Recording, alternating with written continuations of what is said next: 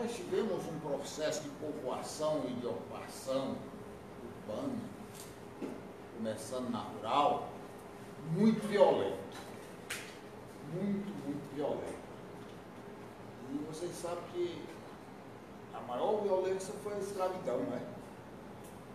A maior violência foi a escravidão. A escravidão durou aproximadamente 400 anos. Quando os portugueses chegaram na América, inclusive o nome é importado, né? América expulso, por isso América. E latina porque nós falamos o português e o espanhol, que são línguas de origem latina. Então, as duas línguas são derivadas, por isso América Latina. Agora, o nome é homenagem à América Vespucci. Até o nome foi de dominador. E quando esse povo chegou aqui, eles encontraram os índios, os nativos, assim como os europeus foram nativos lá da Europa durante milhões de anos, até se tornar o que é hoje. Os nossos índios de hoje, que não é índio, nada a ver com índio, né? Eles deram esse nome pensando que era Índia aqui. Mas eram seres humanos, nativos, primitivos, selvagens, que viviam na selva, sem cultura, sem letra, sem nada. Talvez daí 1 milhão de anos e eles fossem tão desenvolvidos como a Europa é hoje, por exemplo. Aí veio o processo de pega de índio, de escravidão e de assassinato dos nossos índios. E eles ainda hoje são discriminados e considerados como raça inferior. Então o processo foi muito brutal em toda a América. Incluindo a América do Norte, que também teve escravidão e foi brutal lá na América do Norte. Como eu disse para vocês, eu vou intercalando aqui com leitura, que é uma coisa que eu gosto, sei que vocês também gostam. Vamos ver aqui em relação ao Brasil. O que disse um importante pensador, Bueno, ele disse o seguinte, em relação aos bandeirantes. Os bandeirantes, todos vocês sabem perfeitamente que era um grupo de gente saía de São Paulo ocupando o interior do Brasil. Então, Bueno disse, abre aspas, eles eram os piratas do sertão. Perambulavam pelos atalhos, pelos planaltos e pelos planícies, armado até os dentes, com os seus sons de guerra e as suas bandeiras desfraldadas. Eram grupos paramilitares, rasgando a mata e caçando homens, os índios, né? Para além da lei das fronteiras, e para aquém da ética, a sua passagem revelava apenas rastro de aldeias e vilas devastadas. Velhos, mulheres e crianças passados o fio da espada, altares profanados, sangue, lágrimas e chamas, incendiados pela ganância e em nome da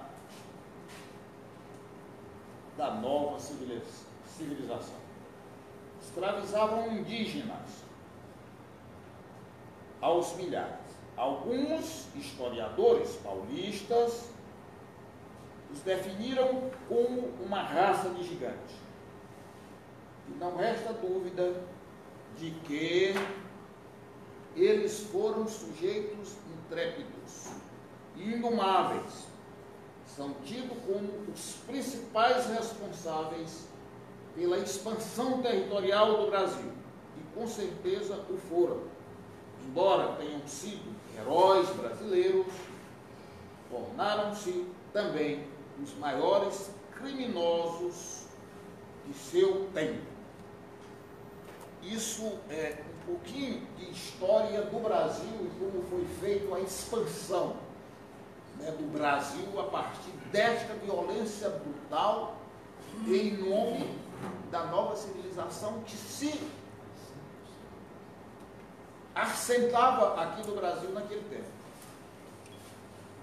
Então, a partir desse processo de expansão do Brasil, do sequestro dos africanos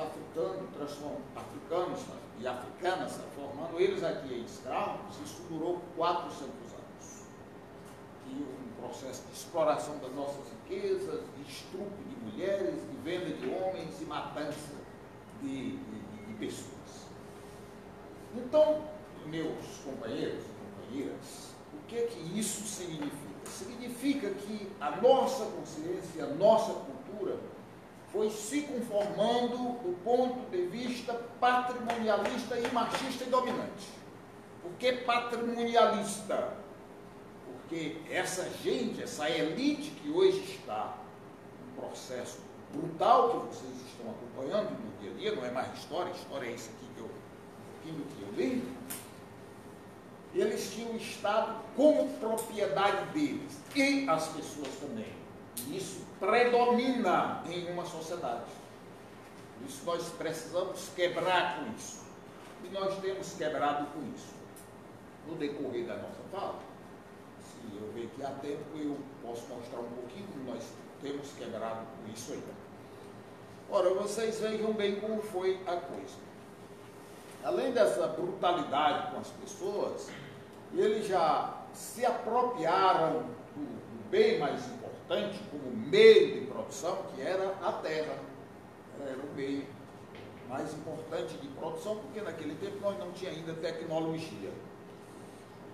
O rei de Portugal dividiu o Brasil em 15 capitanias hereditárias, mas ele só encontrou 12 pessoas para entregar essas capitanias. Ficou faltando ainda 3 pessoas, todos eles nobres de Portugal. Por exemplo, o Ceará foi entregue a Antônio Cardoso de Barro. Antônio Cardoso de Barro era dono de todo esse Ceará, que é um estado imenso. O Rio Grande do Norte foi entregue a Aires da Cunha. Vocês já ouviram falar em Cássio Cunha Lima? Governador do Rio Grande do Norte, senador e tudo mais? Poeta. Cássio Cunha Lima. Cássio Cunha Lima. Não, Paraíba. Da Paraíba, pois é. Mas ali, o Rio Grande do Norte, em primeiro lugar, né, ele era do natário, o Aires da Cunha, certo? O Aires da Cunha recebeu o Rio Grande do Norte. É evidentemente o Cássio Cunha Lima, é descendente dele, que se instalou depois no Rio Grande do Norte. Assim como eu sou lá de Xerambi, me instalei depois em Fortaleza. Né? Então, esses homens ainda hoje mandam no Rio Grande do Norte. E assim eles continuam mandando em todos os estados através dos seus descendentes. Bom, em Cuba, o processo de dominação e de escravidão também foi muito grande. O libertador de Cuba foi José Martí. Morreu em 1895 na luta contra a Espanha pela libertação de Cuba. Tiradentes morreu aqui também, no Brasil, pela libertação do Brasil. Dom José Maria Gual e o Simão Bolivar também sofreram. O Dom José Maria Gual foi enforcado na praça pública lá na Venezuela, na luta contra o domínio da Espanha. Tem uma coisa muito interessante sobre a nossa América, que eu vou aproveitar para contar para vocês aqui. Quando o Simão Bolivar estava na luta pela independência da Venezuela, da Bolívia e da Colômbia, e ele já dizia que a América teria que ser uma pátria grande. Isso era a grande premissa, ou a grande consigna do Simão Bolivar. E aí ele dizia o que, a importância das riquezas naturais e da ameaça, já naquela época, dos Estados Unidos, que começavam a se desenvolver como uma nação dominante e imperialista. Em 1810, houve um grande terremoto na Venezuela. 1810, uma sexta-feira santa. Uma sexta-feira santa. Só em Caracas morreram 10 mil pessoas. Nesse tempo não tinha tecnologia, né? Não tinha trator, não tinha nada. O que tinha era carroças, charretas, essas coisas e tal. E as pessoas não puderam sequer ser enterradas, porque não tinha como tirar os escombros e nem como enterrar. E apodreceram, a cidade ficou podre e tudo mais. Os padres católicos da Venezuela começaram a pregar na missa. O rei da Espanha é ungido por Deus, é um representante de Deus. E o Simão Bolívar está tanto conspirando contra Deus, porque ele está fazendo uma luta contra o representante de Deus, ungido por Deus, no caso era o rei da Espanha. Aí os negros, os mulatos, os índios, e até mesmo as pessoas que não eram mais escravos, eram comerciantes, pessoas de negócio e tal, se apartam do Simão Bolívar. E o Simão Bolívar começa a perder simpatizantes, lutadores pela causa da libertação da Venezuela, e começa então a ficar praticamente só. E um dia o Simão Bolívar foi para os escombros de Caracas.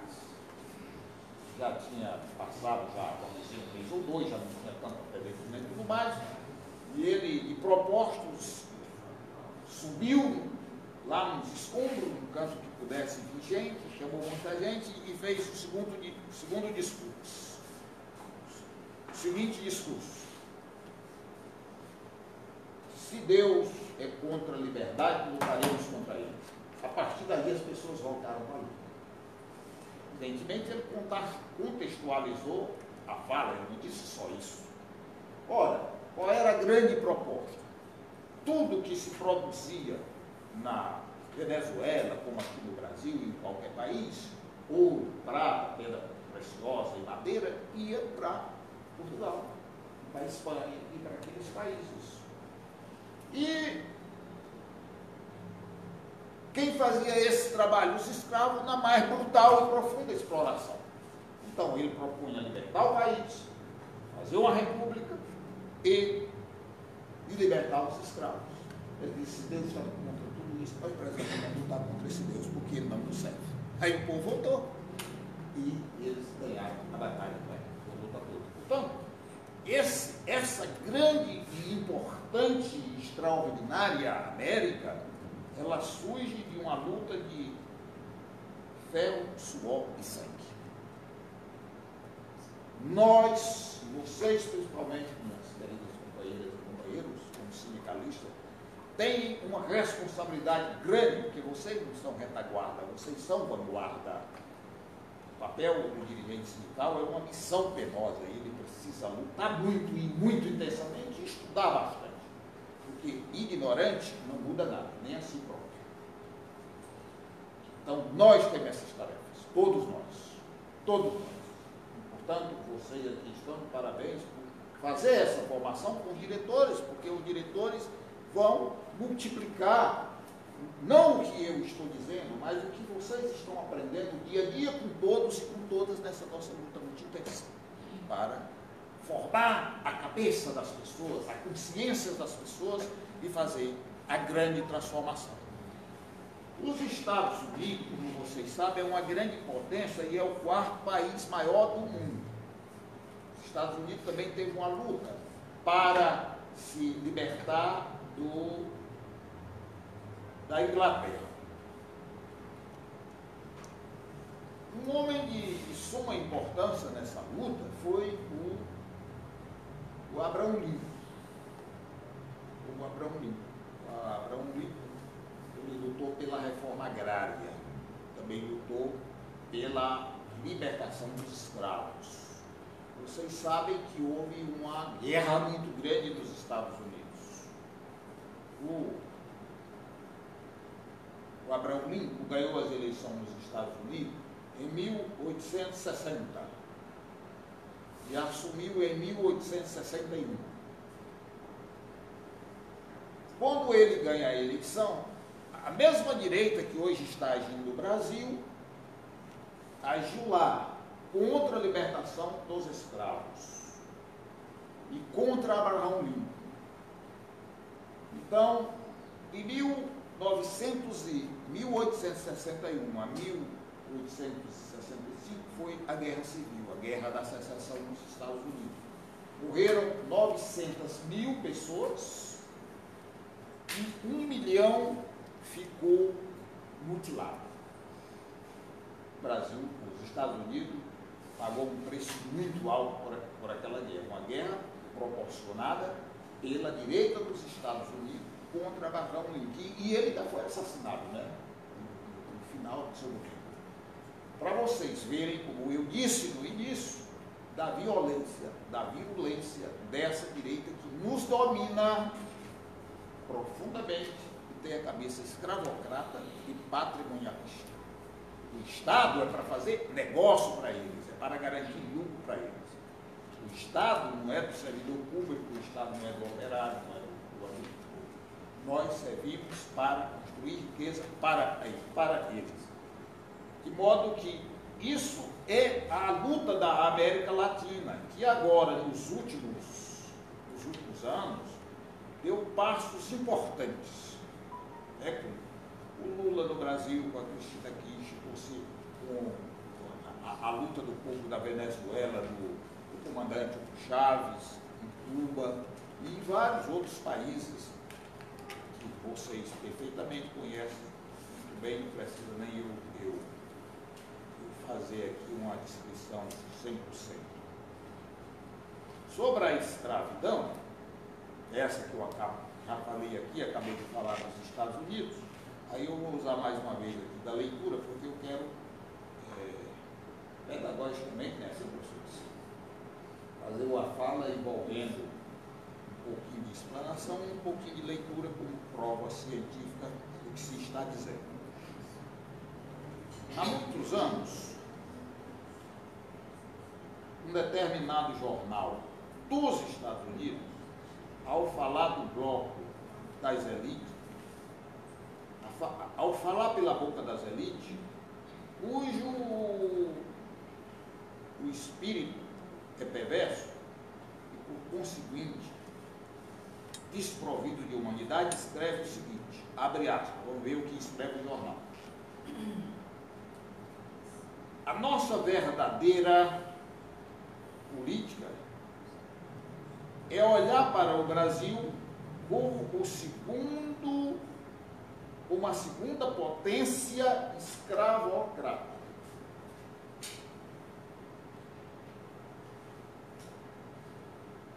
Um trabalho de comércio e de aliança com o Brasil, entre Estados Unidos e Brasil, conferir-nos-á o domínio sobre o Golfo do México e os estados que ele banha, juntamente com as ilhas. E a consequência colocará a escravidão africana fora do alcance do fanatismo. Olha, quem lutava contra a escravidão eram os fanáticos. Portanto, nós temos que consolidar essa aliança com o Brasil, temos que garantir a escravidão doméstica e temos que dominar o mundo. Seja, usando o trabalho escravo, produzindo mercadoria e ficando rico e dominando o mundo. Então, essa era a premissa, de modo que nós precisamos saber que contra nós temos os Estados Unidos, que é a potência mais poderosa do mundo em todos os aspectos. Na cultura, eles fizeram Hollywood. No Brasil, na Argentina, no Uruguai, no Paraguai, em todo canto, só se assiste filme americano. Eles fizeram uma academia, Hollywood. A música dos Estados Unidos predomina aqui e a cultura dos Estados Unidos predomina aqui. Quando eu cheguei, o Gilberto falou aí uma coisinha com a Vanessa, e falou forró, não sei o quê, falaram forró, eu escutei. Vocês sabem, né, a origem da palavra forró? O Chimene sabia, Chimene? A origem da palavra forró? É americana. Quero saber. Sei não. Diga, pois diga por quê. Todo. Na Segunda Guerra Mundial, eles fizeram base em toda a América, inclusive aqui no Brasil, ali no Pici. E o americano é vagabundo, é vigarista. Vocês sabem, né? Vocês sabem como é que vigarista conquista a mulher, né? Se fazendo de Deus para depois virar um satanás e aprisionar a mulher. Aonde eles chegam, eles têm essa política por escrito. Eu tenho documento desclassificado. Então, eles faziam todos os sábados lá no Pici uma grande festa para a população ali da região. Aonde? No Pici, na base militar do Pici. Ali no Pici. E a palavra Pici também é uma palavra de origem americana.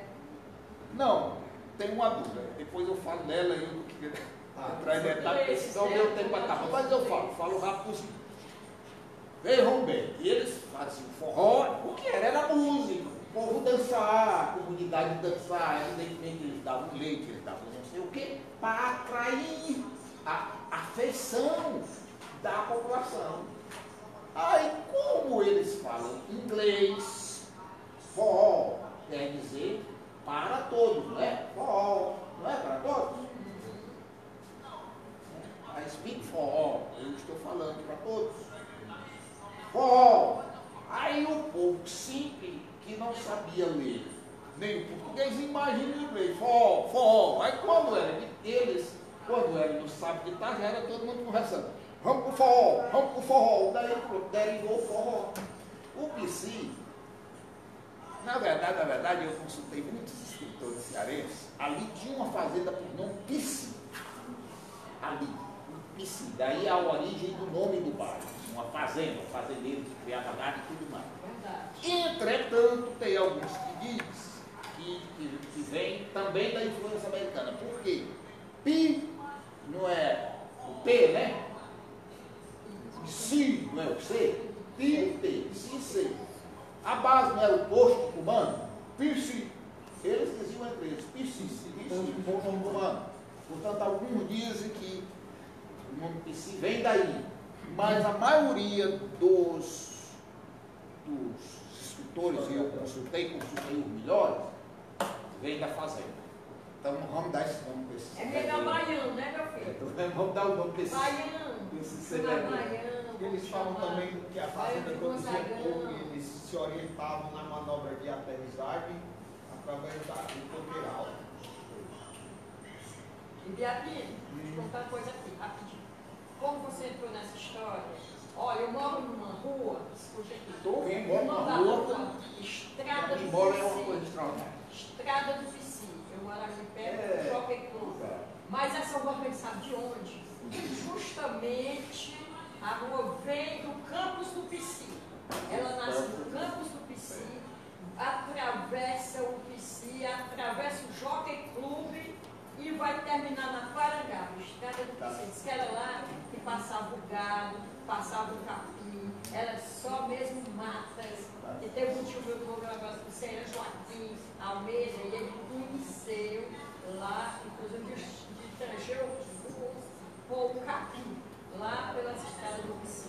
São as nossas histórias que são importantes. Vamos deixar o comandante concluir, porque as nossas histórias de quintal a gente fala O seu tempo é muito pouco. Vocês pensam que eu não sou curioso para ouvir as pessoas, para aprender? Você é. Quando eu for falar, eu vou dizer que tem a história do Vamos um dia Pici. conversar, todo mundo. Né? Tem inclusive o livro Histórias que o Povo Conta, né, Zé? Muito bem, eu quero saber. Meu professor. Bom, Dá aqui o abraço. boa tarde, pessoal. Boa tarde. Bom, voltando aqui, Passando professor. tranquilo, tendo aqui o professor aqui. Como eu disse, senta aqui pertinho de mim, meu professor, que eu gosto muito de você. Você ainda me dá uma energia boa, porque eu estou falando para gente qualificada, sabe? Se errar, Ave Maria. vocês sabem, o Novas participou, muitos companheiros que estão aqui eu vi participando, da grande luta nossa contra a ALPA. A ALPA era um acordo da época. Os Estados, o Fernando Henrique Cardoso do Brasil, os perdentes, os Estados Unidos, o México e o Canadá. Nós lutamos, produzimos livros, produzimos dois importantes livros. Um é este é uma maravilha. Como eu tenho um livro desse, se ele se perder, depois eu tenho um comprei, ele ficou meio borrado, mas não tem problema. Nós salvamos a América, nós lutadores do povo, salvamos a América Central. Se faz a ALCA, hoje nós era o hall dos Estados Unidos, um tour dos Estados Unidos. Não vou explicar isso aqui, porque a gente leva muito tempo, mas vou só fazer aqui duas leituras importantes para meus companheiros e companheiras compreenderem. Abre aspas. Nós temos 4% da população do mundo. E controlamos 22% da riqueza do mundo. Quisermos manter essa fatia de riqueza, nós precisamos vender para os outros 96% da população do mundo. Bill Clinton, presidente dos Estados Unidos na época. Segunda declaração deles, o nosso objetivo com a ALCA é garantir para as empresas norte-americanas o controle de um território que vai do Polo Ártico, lá em cima, no norte, até a Antártida, bem aqui embaixo, no sul. De livre acesso, sem nenhum obstáculo ou dificuldade de nossos produtos, serviços e tecnologia. E capital entre todos os hemisférios. General Colin Powell, secretário de Estado dos Estados Unidos, é aquele negro, era general que comandou a guerra do Iraque. Então, qual era o grande objetivo dos Estados Unidos? Uma ALCA. Era entrar, meu professor, meu livrinho, não posso nem lhe oferecer que você já comprou.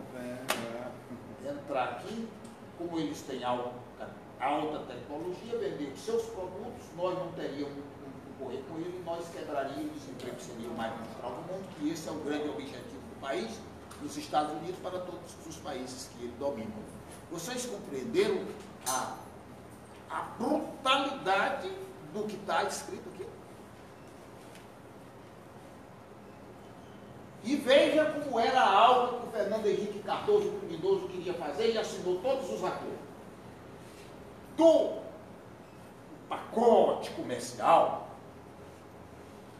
eles, Estados Unidos, vendia para nós 88% de suas mercadorias sem pagar nenhum imposto. E nós, os outros 34 países, não 35, porque Cuba não aceitou, vendia para eles 12%. Então, 12% dos nossos produtos ia para os Estados Unidos, sem pagar imposto. E ele entupia o Brasil e a América Latina todia com 88% de seus produtos sem pagar imposto. Quem ganhava parada, minha gente? Evidentemente, até uma formiga tonta sabe que eram os Estados Unidos. Eles são brutal. Nós estamos sujeitados e sujeitados aos Estados Unidos. Porque os Estados Unidos faz parte da região dominante, vocês sabem disso. E nós somos a região dominada. Nós dependemos da cultura, nós dependemos da tecnologia, nós dependemos de muita coisa dos Estados Unidos. E nós fizemos muito pouco no sentido de irmos nos fortalecendo e enfrentar os Estados Unidos. O PT, através do presidente Lula e da presidenta Dilma, deram passos fundamentais com o desenvolvimento da educação, universidades, escolas técnicas, fortalecendo o nosso povo, fortalecendo o nosso país e se desenvolvendo tecnologicamente para poder enfrentar o poderio dos Estados Unidos. Evidentemente foram poucos anos, 15 anos aproximadamente. Isso é insignificante, né, para você enfrentar uma potência como é os Estados Unidos. Eu não sei se vocês sabem, mas os Estados Unidos têm 9.000 ogivas nucleares. É o país que mais tem arma nuclear.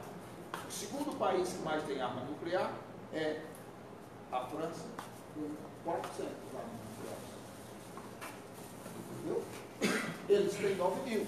E a maioria das armas nucleares dos Estados Unidos são armas sujas. Eu quero pedir aos companheiros que comprem esse livro para a biblioteca do Sindicato. Poder Global. Ele é um livro antigo, está meio desatualizado, evidentemente, porque quando se fala de riqueza de PIB, todo ano muda. Mas esse livro, gente, é com sabedoria. E como eu disse, vocês têm o dever sagrado de estudar. Para poder conscientizar as demais pessoas. Porque a luta do sindicato, como disse o Leme, não é só pelo aumento de salário. Ele disse, quem luta só por aumento de salário, não sabe que está fazendo o maior favor que poderia fazer a burguesia. A nossa luta é pela transformação social. Nós temos que fazer o socialismo, porque somos nós que trabalhamos. E a riqueza produzida pela humanidade tem que ser distribuída de forma equitativa para quem trabalha. Nem rico, nem pobre. Nós queremos uma sociedade em que todos sejam iguais, independentemente de qualquer condição, se é homem, se é mulher, se é velho, se é homossexual, se é negro, como eu sou. Isso não interessa.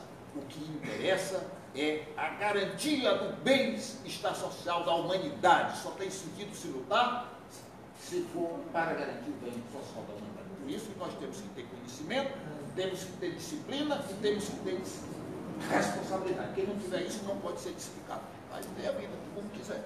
Não está obrigado a ser disciplinado. Mas se vem disciplinado, tem um dever sagrado de contribuir nesse sentido.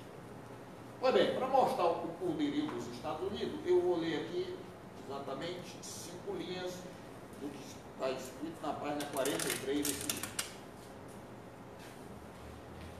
A IBM é uma grande empresa norte-americana, não é? A maioria dos nossos produtos aqui, até a máquina de escrever, a primeira que eu comprei para o sindicato de texto em 1987, quando eu cheguei lá, ainda não se tinha uma máquina de escrever, com uma máquina da IBM, a bicha automática, e eu tão alegre. Tinha comprado uma máquina do sindicato para poder a gente escrever as coisinhas. Fazer os ofícios, né? E fazer os ofícios. O que diz a IBM? Demonstrou um sofisticado sistema de computador com o qual as empresas poderão monitorar durante 24 horas por dia vários aspectos das atividades globais: venda, compra, fluxo de caixa, linha de crédito, estoque, etc, etc, etc. Eu posso dizer, não fez? E tem filho uma égua dentro do sindicato que não conhece a história do próprio sindicato. Como nós podemos concorrer com uma força brutal do poderio dos Estados Unidos, massacrando a nossa querida e extraordinária América Latina? Tem que falar dos fãs, né, dos Estados Unidos, que não existe. Existe sindicalista fã dos Estados Unidos. Ah, isso eu não sabia. Vou já anotar. É para eu denunciar mais na frente. Ai, meu Deus, para perder o amigo.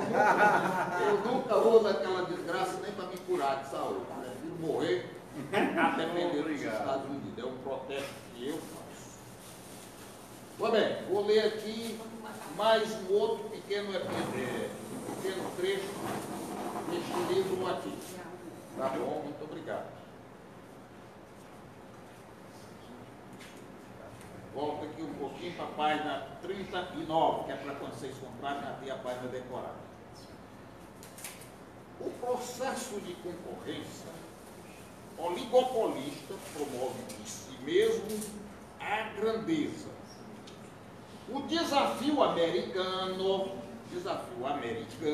seja, o que o americano deve fazer, sobretudo, dramatizado por Jean-Jacques Severn há alguns anos, nada mais foi do que um prato pequeno, do que a compra de firmas pelos Estados Unidos. E, a partir da compra dessas firmas, reduzir a concorrência, porque se os Estados Unidos comprar uma grande empresa do Brasil, uma grande empresa da Europa, evidentemente ele reduz a concorrência e passa a dominar o mercado. Daí que nós estamos falando aqui. E por último, eu vou ler aqui a última parte que eu queria deixar para vocês, do ponto de vista de leitura.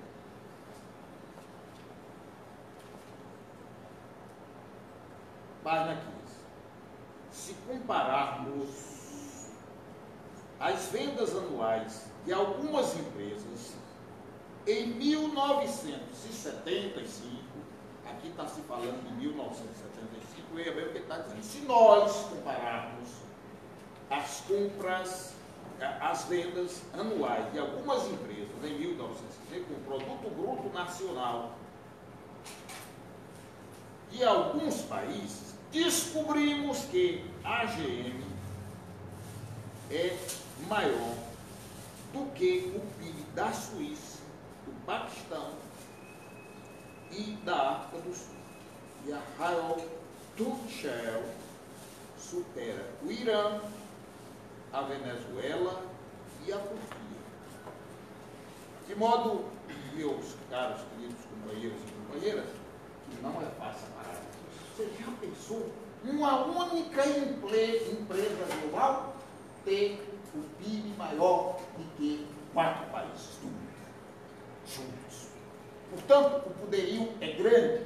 Nós tomamos agora um golpe coordenado pelos Estados Unidos, assim como o golpe de 64 foi coordenado pelos Estados Unidos. Eu vou falar aqui desses detalhes, em virtude do tempo, e quero aí que me avise quantos minutos já está. Eu tenho 10 para completar 30. Pronto. Então, eu tenho provas concretas e debato com quem quiser, aonde quiserem, e digo os nomes e como foi feito toda a cabala da CIA em 1964. Foi um negócio brutal, sem precedentes. No dia que o João Goulart foi deposto, que foi no 1º de abril de 1964, o agente da CIA, que era o coordenador geral da cabala sul-americana, escreve no seu diário político, ele era publicado no Equador. Ele disse: a essas alturas, a essa hora os Estados Unidos estão em festas. E o governo norte-americano reconheceu o novo governo do Brasil mais ligeiro do que se esperava. Talvez pela euforia.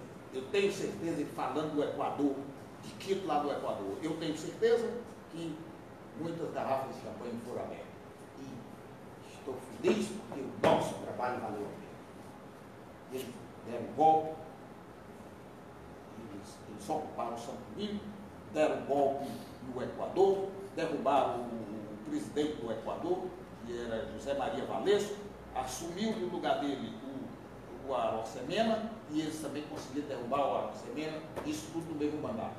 Derrubaram a Argentina, derrubaram o Brasil e derrubaram o Uruguai. E querem derrubar a Bolívia, né?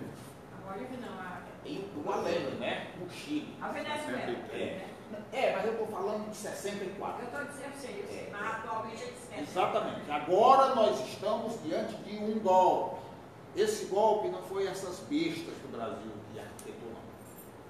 Esse golpe foi arquitetado pelos Estados Unidos, que é uma prática comum nos Estados Unidos.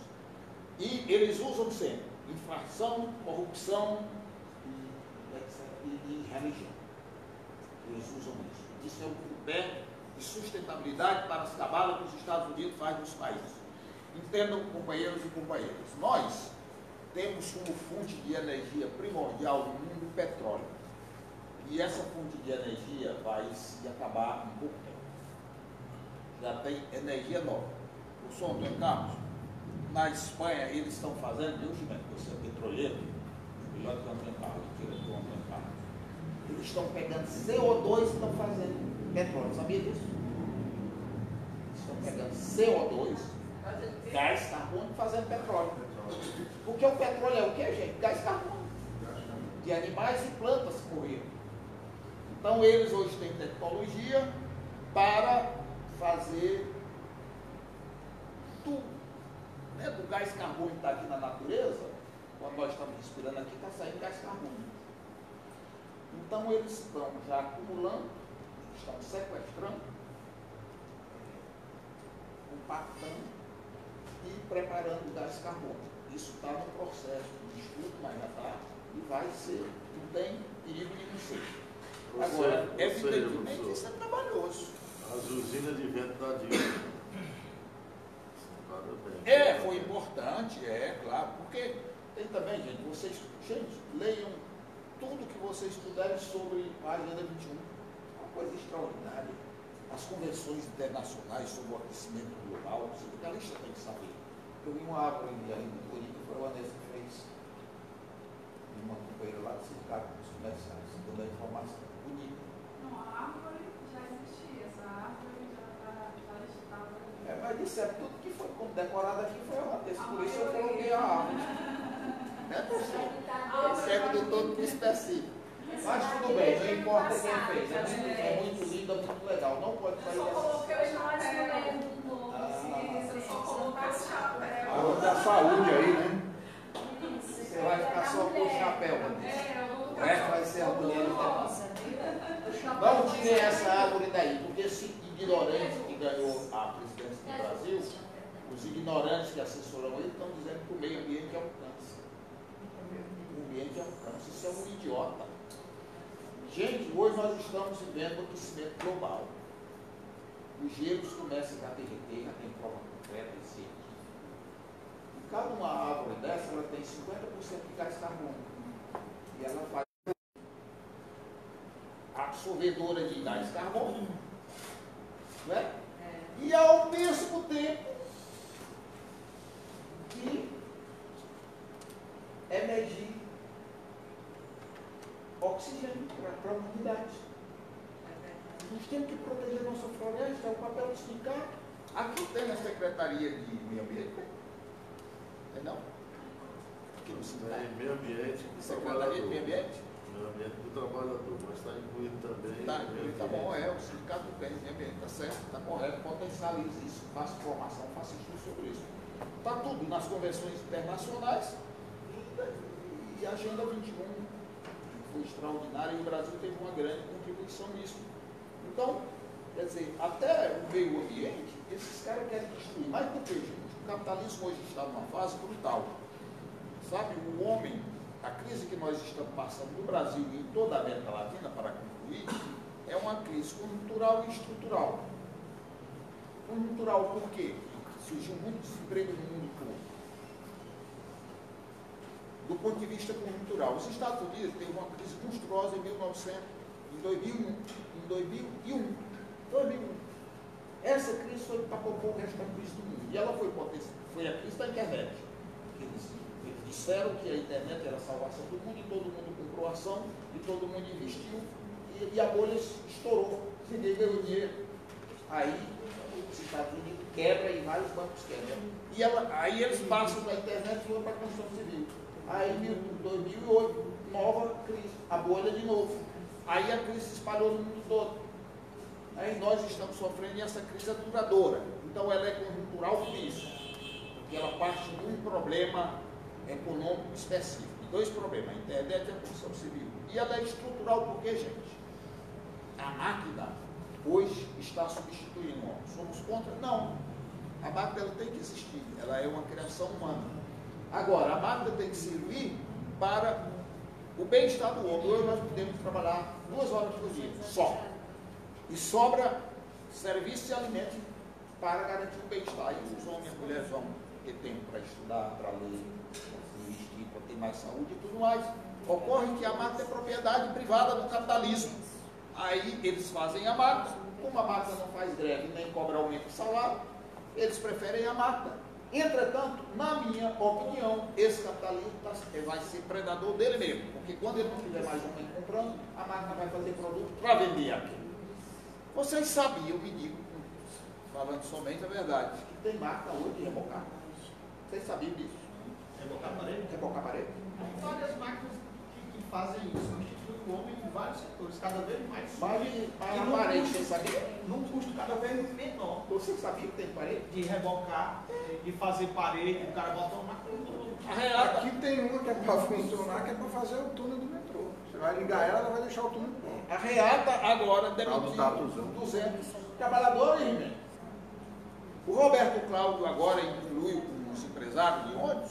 Do ônibus, exatamente. É um silêncio sepulcral da mídia. Trabalhador no silêncio, tanto dos sindicatos como da mídia. Nós não estamos sendo Se o solidários. prefeito tinha apanhado já no meio da rua. Quando chegar uma crise para os servidores públicos, federais, municipais e estaduais, vai ter gente que também não vai ser solidária. Por isso, por falta de solidariedade, por falta de disciplina e por falta de compromisso com a nossa luta mesmo. Cada um de nós vamos perdendo. E depois está todo mundo só e já perdeu tudo. De modo que a crise na América Latina é uma crise grande, porque ela toda a América ela é uma região que está em desenvolvimento, nós estamos abaixo dos Estados Unidos, que é uma região dominante, o capitalismo avança de forma brutal e nós, infelizmente, no movimento sindical, que ele foi muito forte na década de 80, a partir dos anos 90 até agora, ele se degenerou um pouco. Eu vejo muita gente com baixo compromisso. Eu vejo muita gente com baixa responsabilidade, que estuda pouco e que milita além do que ele deveria militar. E até vício dentro dos nossos sindicatos, como assédio moral, como assédio sexual, como desrespeito ao direito dos trabalhadores que estão no sindicato, como falta de solidariedade e como falta de compreensão do mundo. Por isso nós estamos perdendo a batalha. Nós precisamos recuperar tudo isso. Se nós não recuperarmos, a derrota para nós vai ser grande e irreparável. De modo que o sindicato está muito de parabéns por estar fazendo essa formação e eu espero que vocês possam seguir lutando, e pode ficar certo que um dia a humanidade vence. Que a humanidade não nasceu para ser escravo, nasceu para ser liberta. Muito obrigado. Com licença aqui, para todos. Bem rapidinho, Pimentel chega aqui, né? Certo. Ele deu ele falou sobre a substituição do homem, né, em dirigir, né, do motorista, do homem pela máquina. Quando